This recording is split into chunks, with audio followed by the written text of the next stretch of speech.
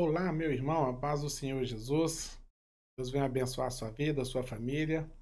Eu, pastor André, eu sou o coordenador e professor do Instituto Bíblico Assembleia de Deus, Missão IBADEM, e nós estamos aqui na nossa primeira aula, a aula de introdução bíblica, né? Primeira matéria do nosso módulo, que é composta por 24 matérias, e cada mês a gente estuda uma matéria.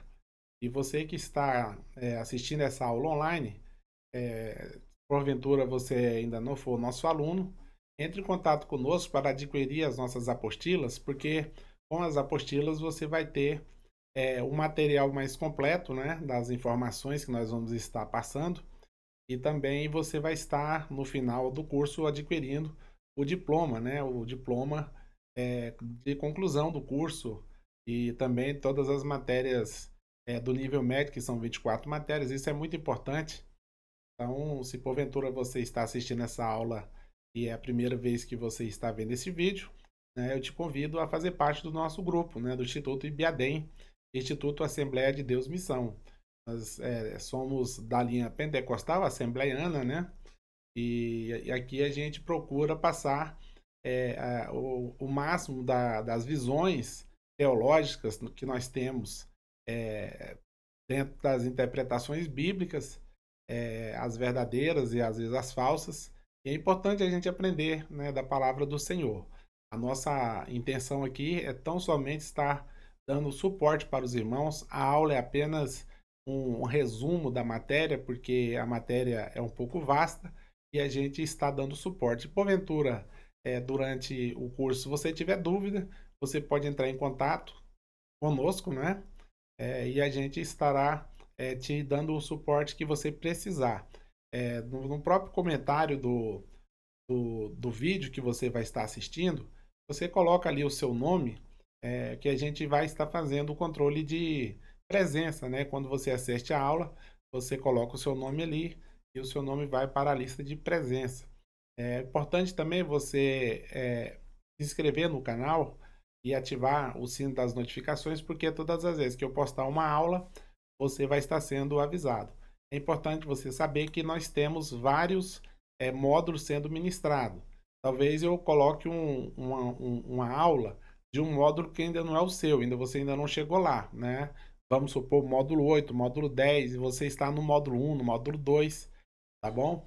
Mas você vai ficar sabendo, vai ficar inteirado aí das informações. De qualquer maneira, é importante, né, nós estarmos interagindo e vamos estar também formando um grupo no WhatsApp para que a gente possa se comunicar com mais facilidade, para marcar os dias que as aulas serão postadas, né? De toda forma, eu penso que será uma bênção você fazer esse curso. O ideal seria fazer ele presencial, né? O curso presencial não tem comparação com o curso online, mas eu entendo também que muitos irmãos não podem estar frequentando a aula devido, às vezes, à carga horária de trabalho, a hora que chega do serviço, né? Às vezes até trabalha à noite, enfim, são várias as justificativas que a gente entende que existe hoje em dia, né? Nesse mundo frenético que a gente vive. Mas o importante é a gente aprender da palavra do Senhor, é a gente compartilhar um pouco de conhecimento uns com os outros, para que assim a gente possa crescer na graça e no conhecimento do nosso Senhor e Salvador Jesus Cristo. Nós vamos estar então verificando aqui algumas matérias, né? E a primeira é justamente a matéria de introdução bíblica. Primeira coisa que a gente vai estar vendo, meus irmãos, é nesse layout aqui, é que vai estar aparecendo as matérias na medida que a gente vai estudando, e embaixo, do lado direito aí da sua tela, vai aparecer um número. Esse é o número da página da sua apostila, tá bom? Aí quando você vê esse número, você vai abrir a sua apostila nessa página. E nessa página vamos estar falando alguma coisa dentro da página. Não vamos falar toda a página, né? Não vamos ler toda a página. Isso vai ficar a cargo de você. Você vai ler a sua apostila com bastante atenção para que no final você possa estar também fazendo o questionário, né? Que é o questionário que vale a nota da média do curso, tá bom? Então a primeira coisa que a gente vai estar aprendendo hoje é o vocábulo teologia. O que significa esse vocábulo, né? A palavra teologia tem a sua origem em duas palavras gregas. Veja só, a palavra theos, né, e a palavra logos. Theos é Deus, né? Em grego, theos significa Deus. E logia é estudo, que vem do verbo logos, né? Logos é um verbo, né? Verbo, palavra, né? E logia é estudo, ou seja, é estudo acerca de Deus, não é isso? Ah, por que que nós não falamos teologia é o estudo de Deus? Pelo simples motivo de que Deus, ele é insondável. O nosso Deus, ele é onipotente, onisciente, onipresente, e ele está muito acima da nossa capacidade intelectual de compreendermos. Nós só sabemos de Deus aquilo que ele revela para nós. Quando Deus se revela para nós, a gente sabe alguma coisa acerca dele, mas nós não conhecemos Deus na sua totalidade. O ser humano não tem esta capacidade. Nós só teremos essa capacidade quando nós estivermos com o corpo ressurreto, com o corpo glorioso. Ele então vai se revelar como ele é, né? Como a palavra do Senhor nos diz.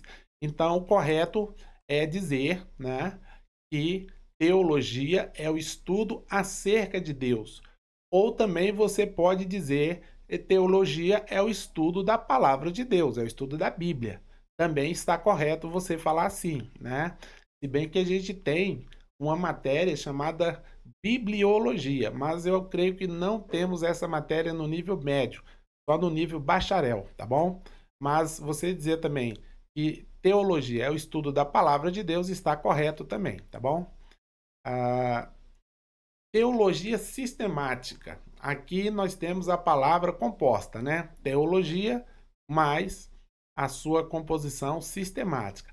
A palavra sistemática vem do substantivo sistema e se refere a algo que é colocado em uma ordem de organização sistemática. Aqui a gente pode usar alguns exemplos, né? Por exemplo, um eletricista. O eletricista, quando ele vai fazer uma ligação em uma residência, em um prédio, a primeira coisa que ele recebe é o sistema elétrico, onde os fios estarão passando, como aqueles fios serão ligados, qual vai ser a espessura daqueles fios, qual vai ser a capacidade da voltagem que aquele fio precisa suportar, né? E o nome disso é sistema, né? Sistema. E tudo que a gente faz na nossa vida tem um sistema que rege aquela área. E com a teologia não é diferente. Teologia sistemática é aquilo que organiza, né, os assuntos, os textos, né, que a gente vai estar estudando, e por isso usa-se a palavra teologia sistemática. Nós também temos uma outra aplicação para a palavra teologia sistemática, que é estudar as 4 bases da teologia, né? Que é estudo acerca de Deus, estudo acerca de Jesus Cristo, estudo acerca do Espírito Santo e estudo acerca dos seres angelicais, quer seja anjos, quer seja demônios, né? Então esses são os 4 pilares da teologia sistemática, né? Quando você compra um livro que na sua capa está escrito teologia sistemática, geralmente esses 4 temas serão abordados neste livro de forma bastante profundo. Vai depender, obviamente, do autor do livro, né? Da proposição daquele autor, mas de qualquer maneira, teologia sistemática é algo que é estudado de forma organizada, de forma sistemática, né? Isso é importante a gente também ter esse entendimento. A importância da teologia. Vamos dar aqui um exemplo. Moisés escreveu os 5 primeiros livros da Bíblia, chamado de Pentateuco. Porém, ele não deu nome aos livros. Era simplesmente 5 rolos contendo os seus escritos. O que essa afirmação está dizendo? Que Moisés, ele é autor do Pentateuco, mas não foi Moisés quem nomeou esses livros de Pentateuco. E também não foi Moisés quem colocou o nome do primeiro livro Gênesis, o nome do segundo livro Êxodo, o nome do terceiro livro Levítico, do quarto livro Número e do quinto livro Deuteronômio. Não foi Moisés quem fez isso, né? É importante, na teologia a gente aprende isso também, né? Aqui nós temos um exemplo de como eram os livros na antiguidade. Eles eram uns rolos, né? De um lado tinha uma haste de madeira, do outro lado tinha outra haste, e era enrolado nestas hastes o livro, né? Que geralmente ou era feito de papiro, que era uma planta, né? Que tem lá na região do Egito, e eles faziam ali umas espécies de folhas, né? Com aquela planta. E posteriormente veio a fazer as folhas de pergaminho, ou seja, de, de pelo de animal, né? De pele de animal, especialmente de cordeiro, de cabra, pele de cabra, né? E elas eram mais ou menos em torno de 60 centímetros de largura e o comprimento variava dependendo do tamanho do livro, né? Mas era mais ou menos esse modelo. Isso é uma ilustração para você ver como eram os livros da antiguidade. E nenhum deles, no caso ali, quando Moisés escreveu, ele colocou nome. Tinha apenas um rolo, né? O segundo rolo, o terceiro, o quarto e o quinto rolo. Era muito rústico, muito simples. Quem colocou o nome nos livros do Pentateuco foram os teólogos, como veremos em breve.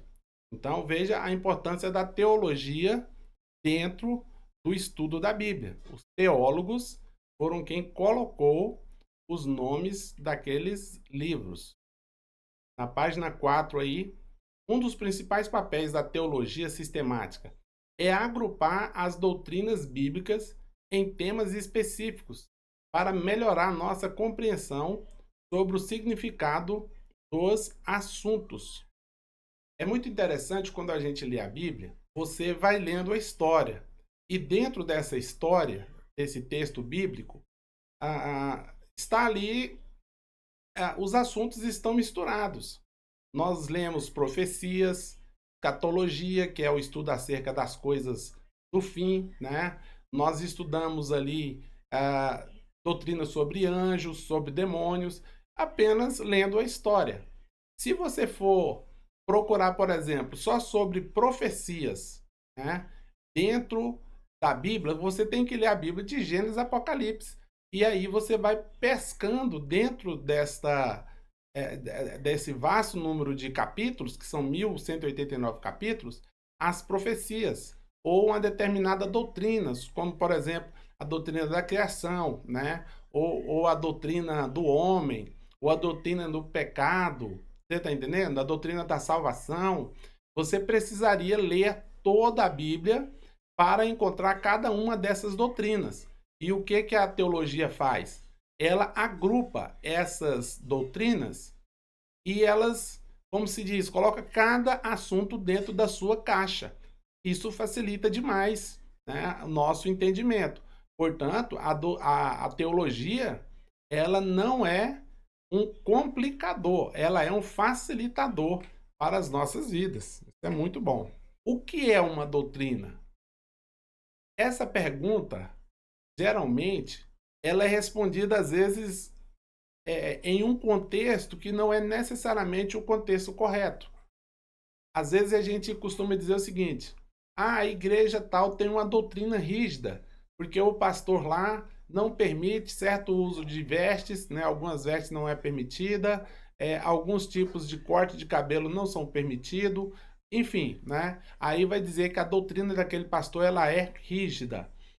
Veja bem, doutrina é um conjunto de ensinos, né? É um conjunto de ensinos a serem seguidos de forma ortodoxa, ou seja, de forma extrema. Nesse aspecto, não está errado dizer que aquele pastor tem uma determinada doutrina mais rígida ou outro pastor tem uma doutrina menos rígida. Mas, biblicamente, o contexto é outro. Não é esse o contexto que tem a palavra doutrina. Vamos voltar aqui e vamos ver aqui alguns exemplos de doutrina. Veja só, escatologia. Escatologia é uma doutrina, é a doutrina, né, que estuda as coisas do fim dos tempos, né, das coisas futuras. Então, escatologia acaba sendo a doutrina das coisas do fim dos tempos. Eclesiologia. Eclésia é igreja, portanto, eclesiologia é a doutrina da igreja. Heresiologia. Né? Heresiologia é a doutrina sobre as heresias, sobre as falsas doutrinas ou os erros doutrinários. Antropologia. Antropos no grego é homem, portanto, antropologia é o estudo acerca do homem, ou a doutrina do homem, né? Do ser humano. Amartiologia, né? Armate no grego é pecado, portanto, a armatiologia é a doutrina do pecado, é o estudo sobre a doutrina do pecado. Soteriologia, sotério significa salvação, portanto, soteriologia é a doutrina da salvação. Cristologia é a doutrina sobre Cristo. Paracletologia, paracleto é consolador, consolador é o Espírito Santo, portanto, paracletologia é a doutrina do Espírito Santo. Angiologia, angiologia é a doutrina acerca dos anjos. Aí, no caso, também engloba demônios, porque são anjos caídos. A partir só desses exemplos, a gente entende o que de fato são doutrinas.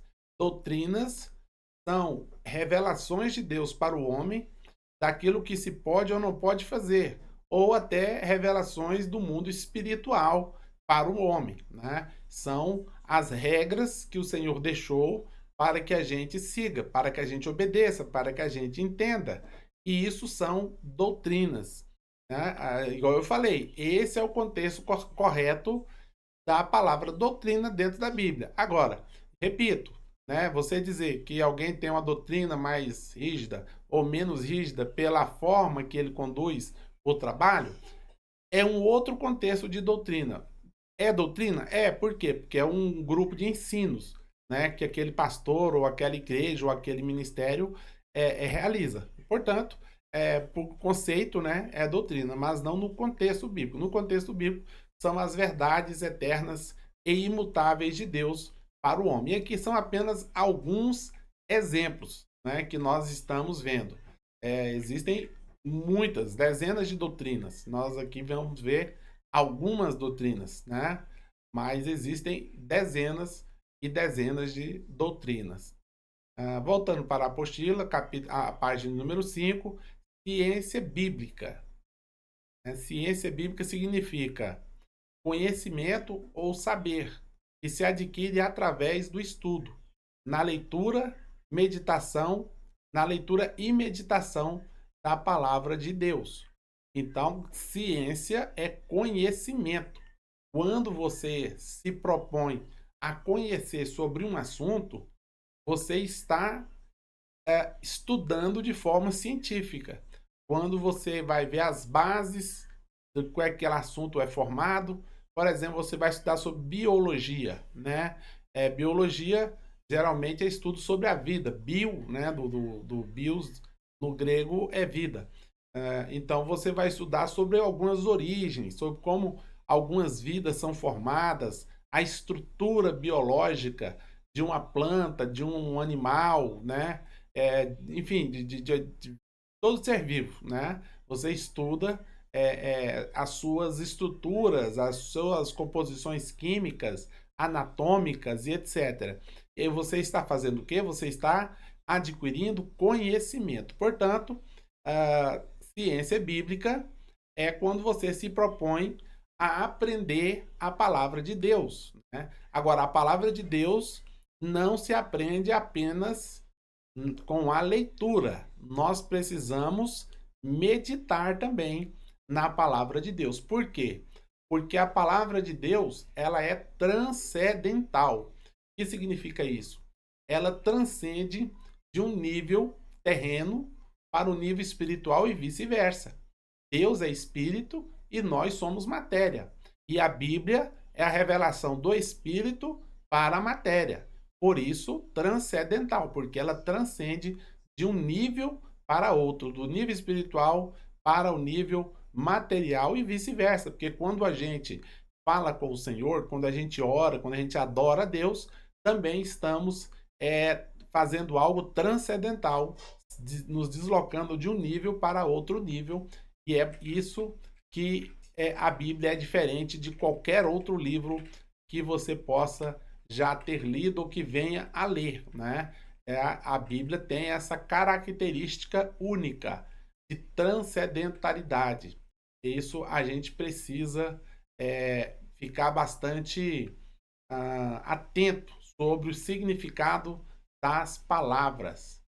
Veja só, meditar significa pensar, significa contemplar, significa observar, significa analisar e significa pesquisar. Então veja que dá trabalho. Você precisa pensar a respeito do assunto, contemplar, né, aquela situação, observar aqueles fatos, analisar as situações e pesquisar para saber se aquilo que você ouviu ou viu está correto.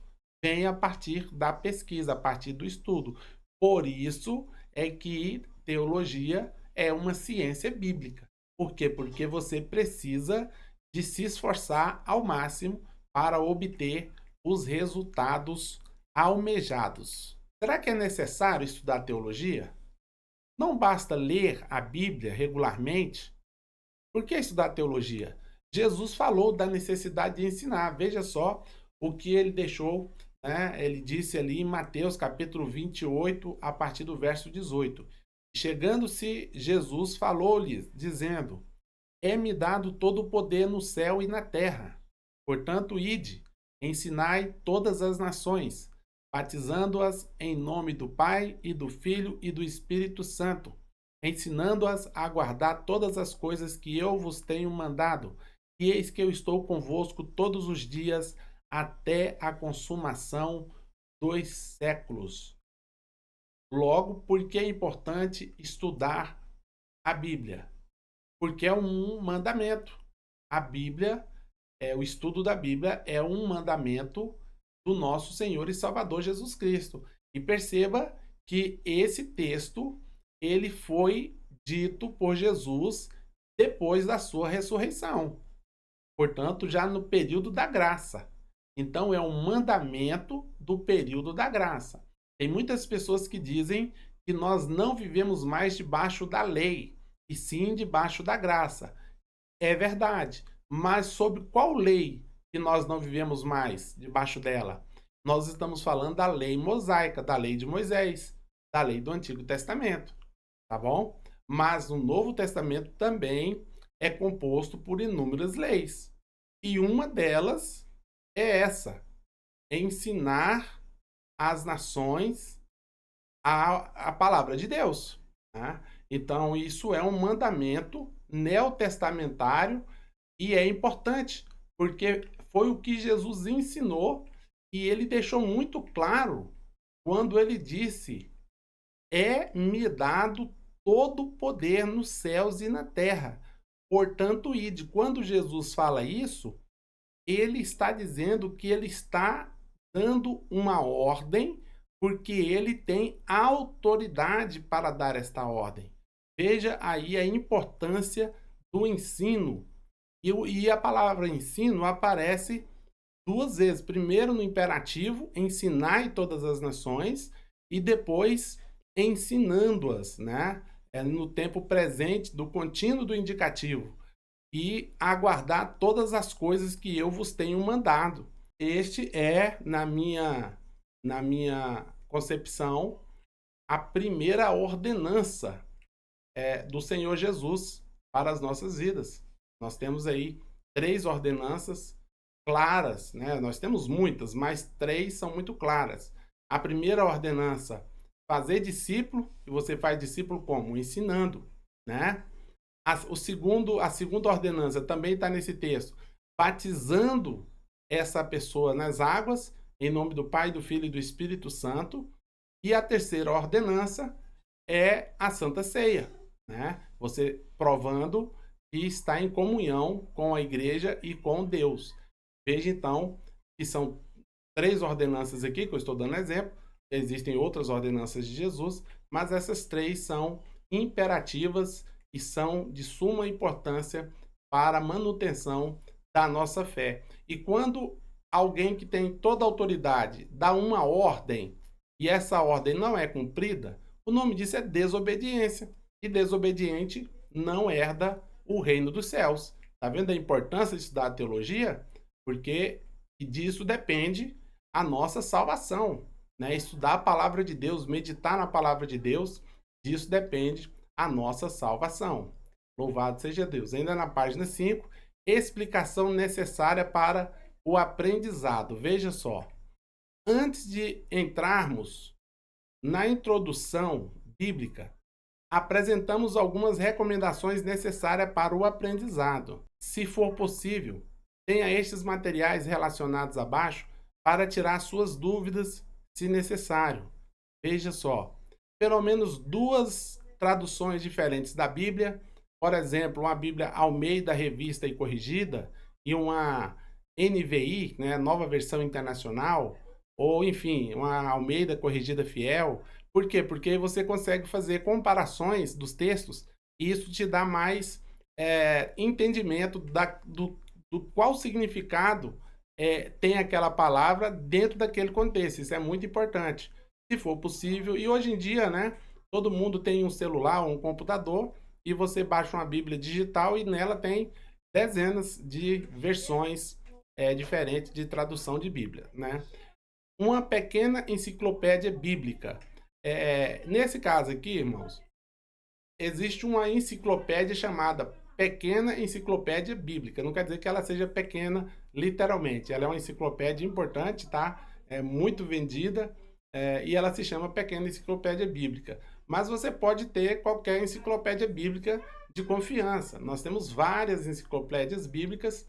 Depois, se você precisar de dica aí, se você quiser comprar uma boa enciclopédia, a gente pode estar aí te dando algumas dicas de qual enciclopédia você comprar. O que é uma enciclopédia?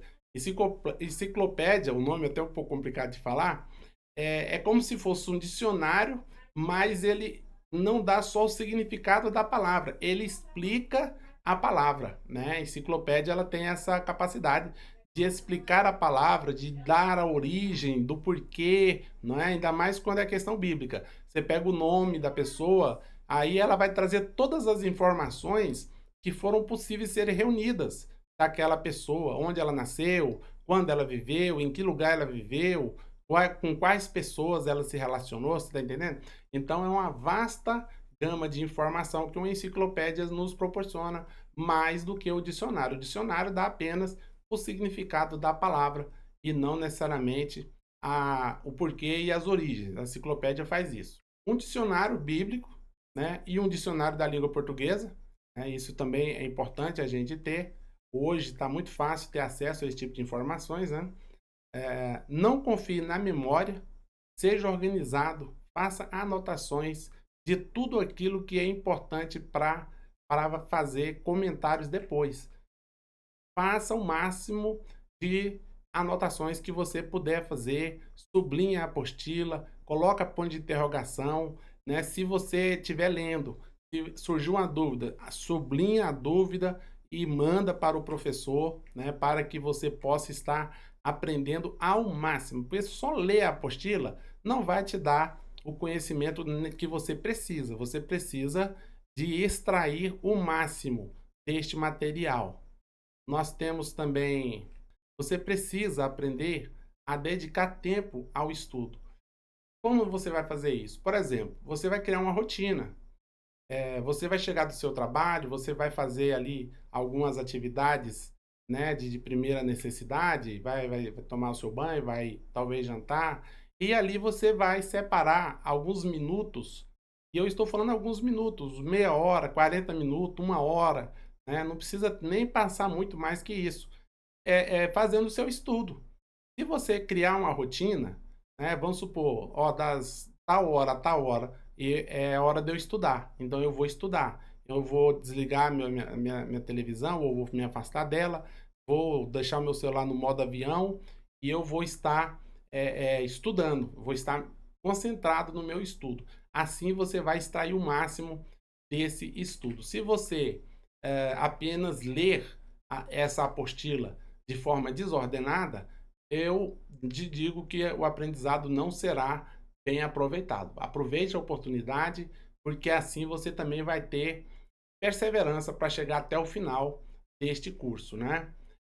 Seja perseverante e tenha autodisciplina para não desanimar no estudo. Não estude as apostilas apenas para responder o questionário, pois este não é o objetivo de quem quer aprender. O objetivo desse curso é o seu aprendizado, mas para que isso venha a ocorrer, é necessário que estude pelo menos 2 ou 3 vezes em cada apostila. E o que está dizendo? Você lê essa apostila pelo menos 2 ou 3 vezes. Todas as vezes que você lê ela, você vai observar algo novo, né? E você vai aprender algo novo com certeza dentro desta apostila. É necessário memorizar, pois o Espírito Santo não nos dá mensagem pronta. Ele nos faz lembrar do que se leu. Essa questão de memorização é interessante. O, a memória, irmãos, ela é exercitável. Quando você exercita a sua memória, quando você esforça a sua memória, é como quando você faz academia, você está forçando os seus músculos e esses músculos vão ser fortalecidos.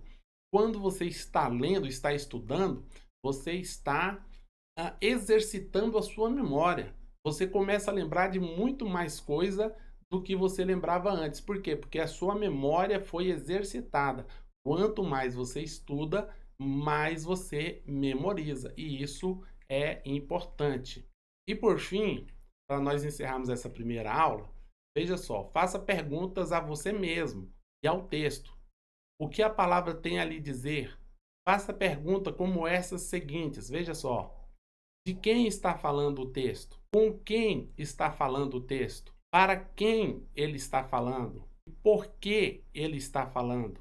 Tente entender o texto com o contexto. Procure conhecer as pessoas às quais a passagem se refere. Estude sistematicamente os textos bíblicos. Procure o significado das palavras. Busque ajuda em dicionários, comentários bíblicos. Leia os textos paralelos no rodapé da Bíblia. Todo aquele, pois, que escuta essas minhas palavras e as pratica, assemelhá-lo-ei ao homem prudente, que edificou a sua casa sobre a rocha, e desceu a chuva, e correram os rios, e assoprou os ventos, combateram aquela casa, e não caiu, porque estava edificada sobre a rocha. Louvado seja o nome santo do Senhor Jesus. Estudar é importante. Pesquisar é importante. A gente ir atrás é importante. Entender o texto, entender o contexto, né? Tudo isso é importante. E isso requer esforço. Requer esforço. Se estudar fosse coisa simples e fácil, todo mundo estudaria, todo mundo faria, não é?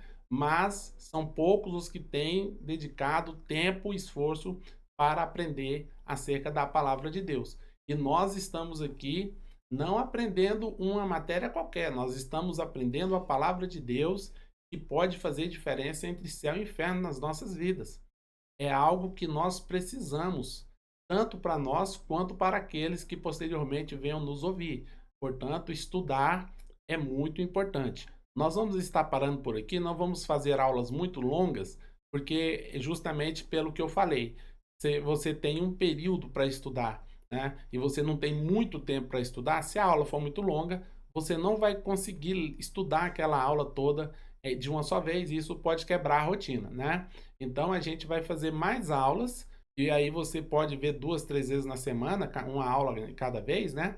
É melhor do que se eu ficar aqui falando 1 hora e meia, 2 horas, talvez não é producente para você, que eu não sei se você vai ter 1 hora e meia, 2 horas disponível no dia para estudar. Então nós vamos fazer aulas de no máximo aí 35 minutos cada aula, para que você tenha a disposição para estar estudando. E se você tiver tempo suficiente e puder estudar 2 aulas seguidas, ok, não tem problema nenhum, né. Mas, nós estaremos dosando essas aulas, justamente também para facilitar a memorização. Então, nessa oportunidade, vamos orar agradecendo a Deus por esta primeira aula, né, onde você estiver aí, feche seus olhos, curve sua cabeça. Senhor, meu Deus e meu Pai, nós oramos a Ti, te agradecendo por mais uma oportunidade. O Senhor nos concede, meu Deus, de estar na Tua presença, diante da Tua face. Que o Senhor venha, meu Deus amado, nos fortalecer. Que o Senhor venha, Senhor Jesus, trazer sobre nós, meu Deus amado, a iluminação do Teu Espírito Santo, para que nós possamos entender a Tua palavra. E que a Tua palavra, meu Pai, venha trazer transformação nas nossas vidas e nas vidas, meu Pai, dos nossos familiares, nosso ministério, ó Pai. Eu apresento a Ti, meu Deus amado, esta vida que se propôs a estudar. Que o Senhor venha dar perseverança, que o Senhor venha dar, meu Deus, graça e entendimento, para que ela possa chegar até o fim, meu Pai, e ser mais do que bem-aventurada. Assim nós oramos e te agradecemos em o nome do Senhor Jesus. Que Deus abençoe a sua vida, que Deus abençoe a sua família, o seu ministério, e nos vemos numa próxima aula. Deus abençoe.